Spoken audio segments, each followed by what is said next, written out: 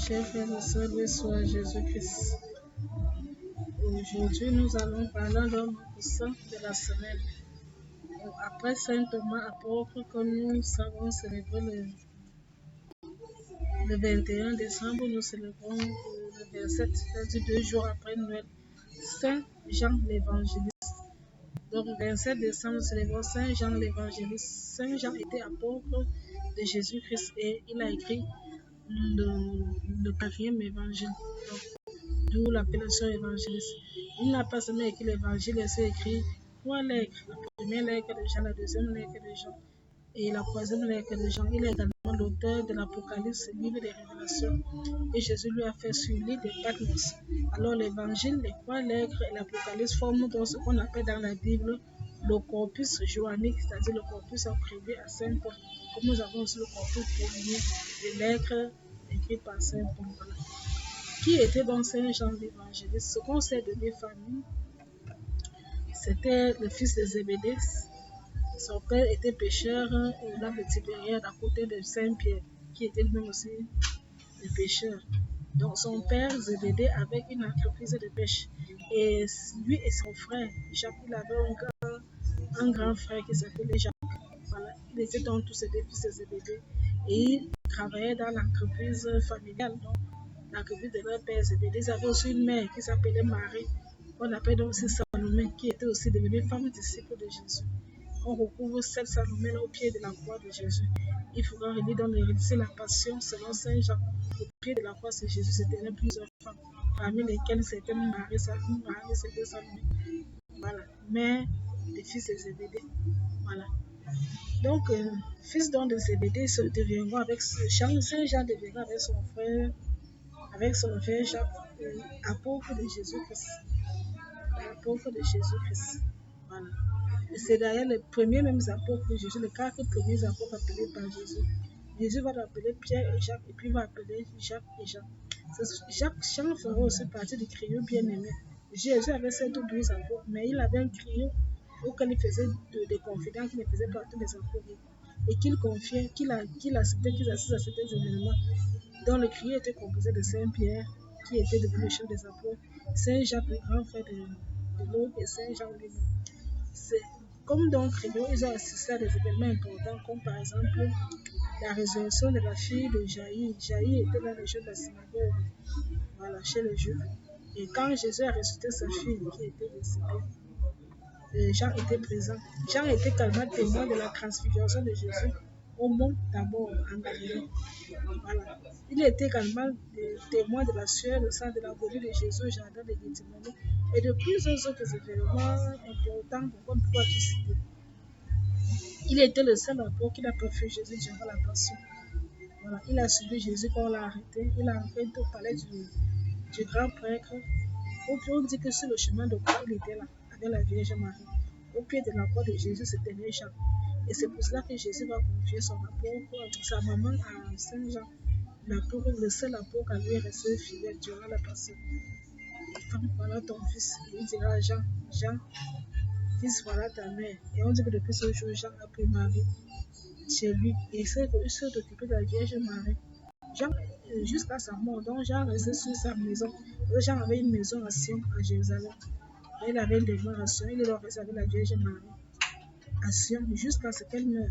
C'est Jean qui gardait la Vierge Marie. On nous dit que Saint Jean célébrait la messe tous les jours.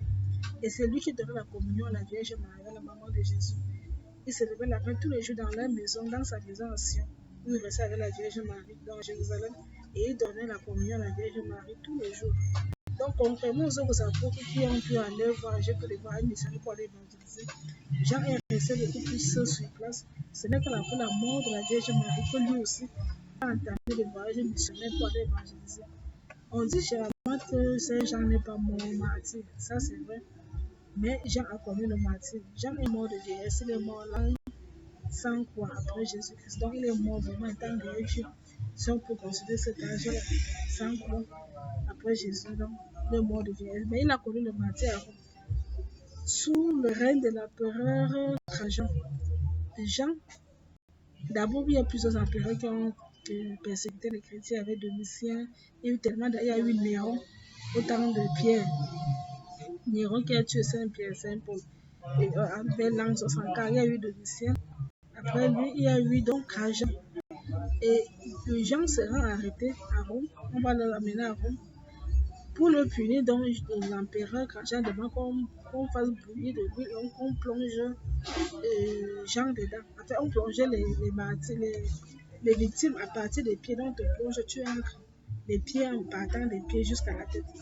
Mais il s'attendait à ce que poisson brisé sorte de là, mais à sa grande surprise, Jean est sorti plus beau, plus frais, plus jeune, plus élégant. Et ce qui a surpris l'empereur Trajan. Il prenait donc Jean pour une illuminée, pour un sorcier, pour une ne comprenait pas les miracles viennent de se produire. En colère donc, n'avant pas atteint l'objectif, il a donc exilé Jean à celui de Patmos.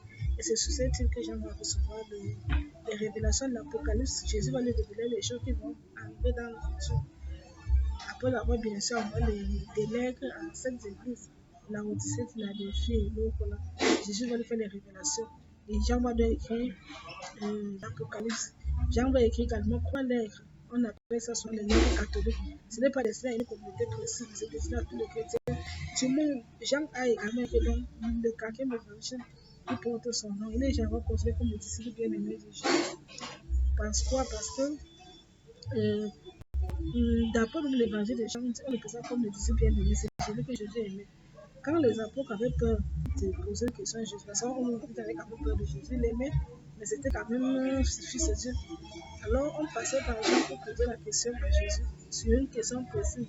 Par exemple, quand lors de la Sainte Seine, Jésus annonce que l'un de vous me trahira, les apôtres sont perplexes. Qui? Il demande donc à Jean, parce que Jean demande-lui que qui. Parce que tout le monde avait peur de Jésus, on peut poser la question. Et ces gens, comme lui était le bien-aimé, savait que les parents ont toujours un enfant qu'on aime, mais parfois 5 enfants, 10, 20, 15 enfants. La femme n'accouche pas jusqu'à 15, elle accouche pas jusqu'à 10. Voilà. Mais même si elle a beaucoup d'enfants, il y a toujours un enfant qu'elle aime, c'est généralement le dernier, mais il y a toujours, chaque parent a toujours un préféré. Et Jean était le préféré de Jésus. Alors, Jean se penche vers Jésus et lui demande, Seigneur, qui est-ce qui va te trahir? Et Jésus va répondre, celui qui crampera, avec qui crampait la bouchée de pain, c'est dans le vin à qui je donnerai. Jésus l'a fait, l'a remis à Judas.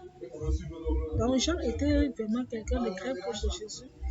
Et Jésus l'a beaucoup aimé, lui aussi l'a beaucoup aimé Jésus. C'était l'apôtre de l'amour. C'est l'amour qu'il a eu pour Jésus qui a fait que quand tous les apôtres ont fui Jésus durant la passion, Jean n'a pas fui. Il est resté fidèle à Jésus. Fidèle parmi les fidèles. Quel amour, avoir quelqu'un de fidèle comme Jean. Jean, quand on a arrêté Jésus, il était là avec Gethsemane. Il a suivi Jésus jusqu'au palais du grand prêtre, il était là. Jusqu'à chez Caïphe, il était là.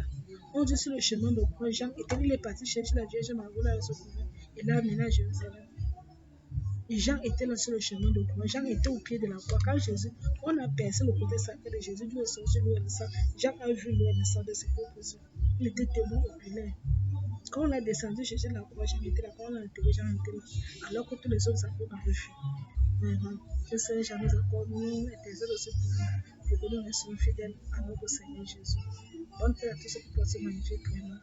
Je vous retrouve bientôt pour un autre saint que nous allons découvrir en ton nom, Jésus-Christ.